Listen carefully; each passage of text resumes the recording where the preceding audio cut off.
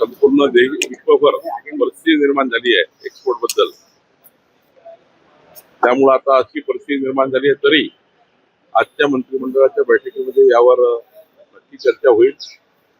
माननीय मुख्यमंत्री देवेंद्र फडणवीस यांनी मागच्याही मंत्रिमंडळाच्या बैठकीच्या वेळी काय नेमके याबद्दल केलं पाहिजे याच्या सूचना प्रधानमंत्र्याला दिल्या होत्या.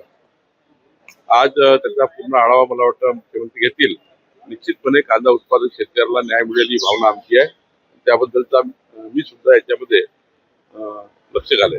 सरकारांनी माननीय एकनाथ शिंदे यांची परवानगी घेतली काय हे विचारावं लागेल.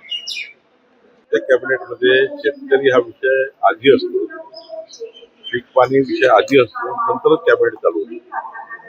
पहिल्यांदा जलसंपदा आढावा, पिण्याच्या पाण्याचे साठे, स्केअरसिटी, नंतर शेतकरी, शेतकऱ्यानंतर मग आपण कॅबिनेट चालू केलं.